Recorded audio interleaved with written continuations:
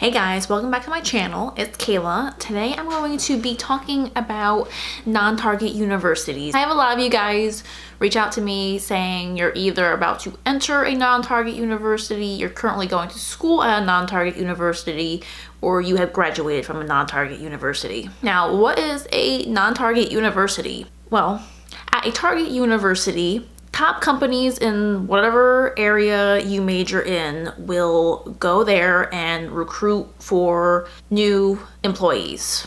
For example, in the finance industry, if you go to somewhere like Harvard, Yale, University of Pennsylvania, their Wharton School of Business, top companies like Goldman Sachs, Morgan Stanley, JP Morgan, go there to those campuses and actively recruit there.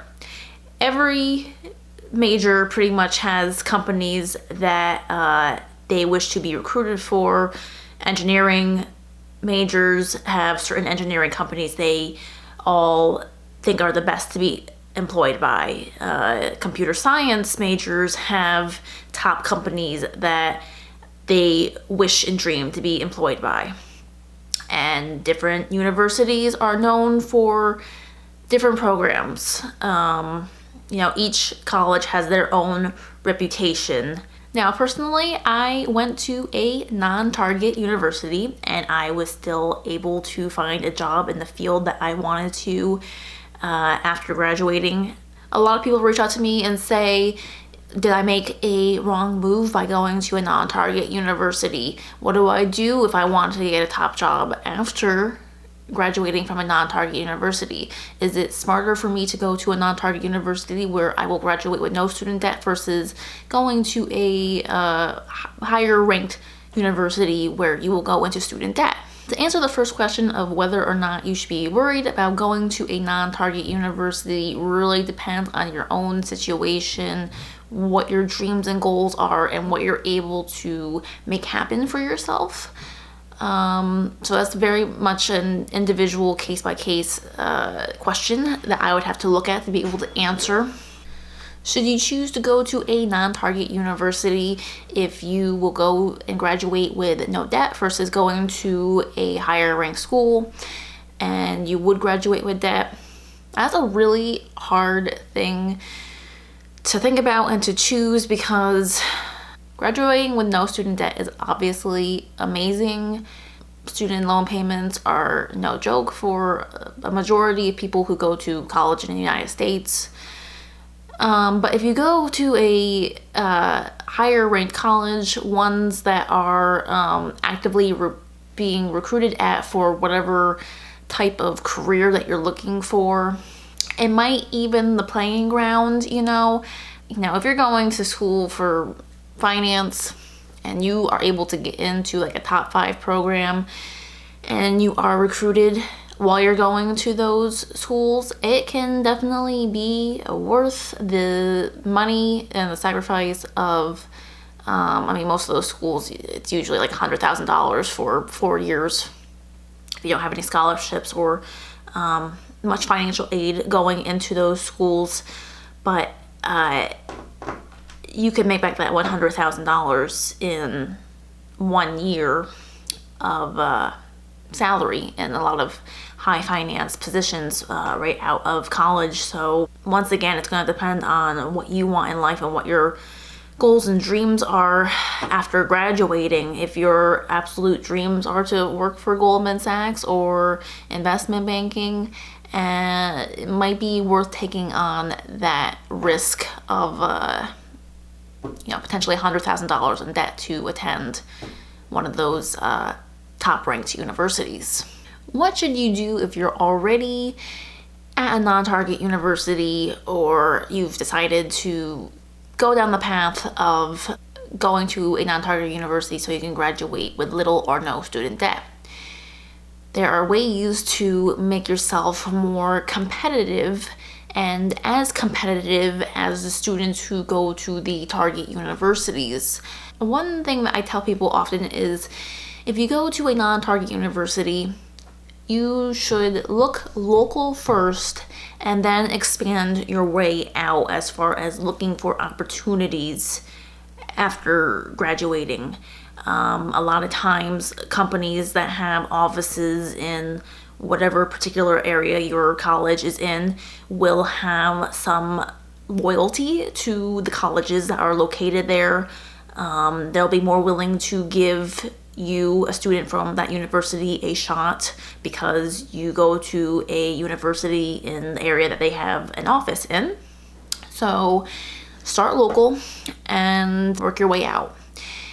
Another thing is, it's true that because you go to a non-target university, you are likely going to have to work harder than the student who goes to the target university, because the recruiting on campus is just not going to be as great as the target universities.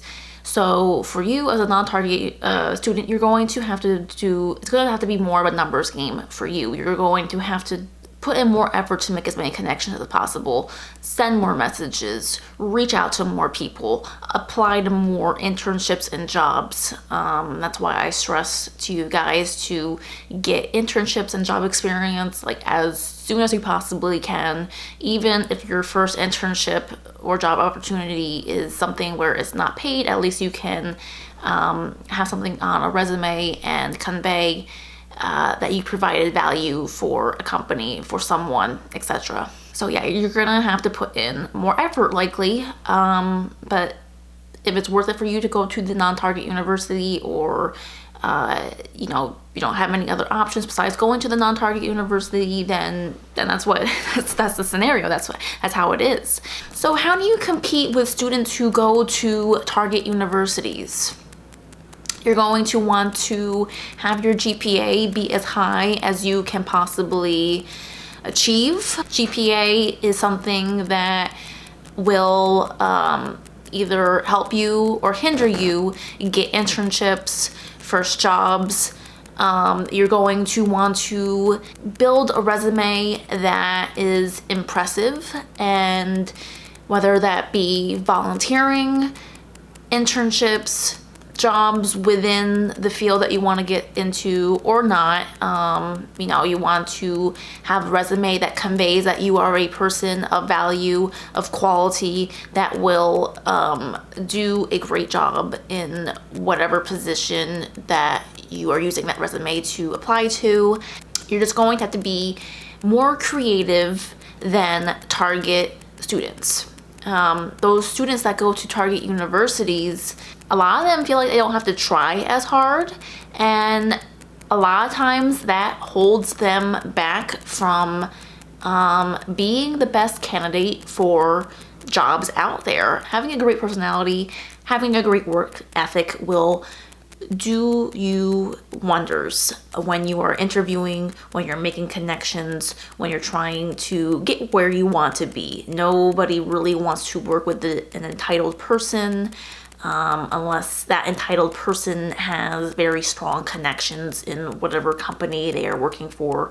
Maybe, you know, their uncle works for the same company, their dad is really high up in the company, etc. Showing that you want to work, showing that you are a quick learner, showing that you are easy to get along with is something that is so important.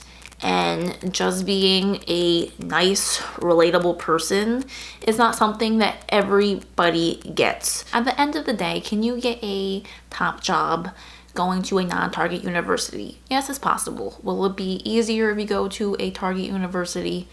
Absolutely. Why do companies go to target universities? Usually target universities, they tend to have higher admission requirements with you need a higher high school GPA to get in, higher SAT and ACT scores to be admitted into the school. You know, a lot of target schools look for something special in these students that they let in, and no, it's not just because these students get in because their parents are rich. A lot of these target universities give a ton of financial aid to students of poorer backgrounds. Usually a lot more work had to be put into a student's high school career to get into a target university. Now, there are tons of students who did amazing in high school, who volunteered, etc., and decided not to go to a top 10 school. They went to a school that was in the same area as where they were currently living at the time. And each person's story is different. Each person needs to make their own path in life. And sometimes going to the target university is the right move for a person, and sometimes going to a school that is near you or not necessarily a target school is a better choice for you. You need to make the best choice for yourself, for your circumstances in life. Sometimes if you go to a non-target university, your first job out of school isn't going to be the one that you absolutely wanted. For example, I have a cousin that I'm not close to, but he also has a bachelor's degree in finance, and his first job was in corporate banking. And after, I believe it was 2 years, he moved into an investment banking analyst role in the same company. I also have somebody that I went to school with at my non-target university who also, when they first graduated, they got a job as a corporate banking analyst.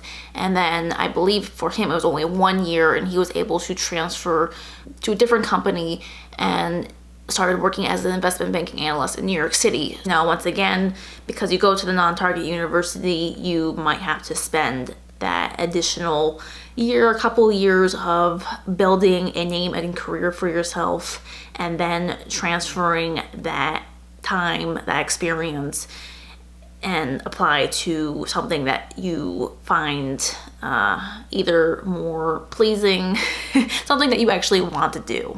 It's not the end of the world if you go to the non-target university.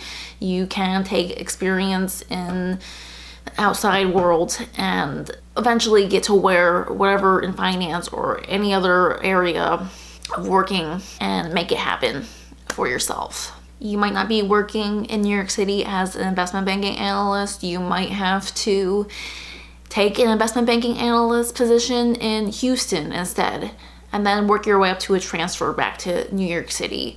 You might need to take a job that you think is below you or not up to your standards in somewhere like Miami, and then work your way up to San Francisco. You know, it's just, you know, unfortunately there is some like hierarchy there that people need to work their way up. Do people who go to non-target universities sometimes get the best jobs out there right out of the gate, right after graduating?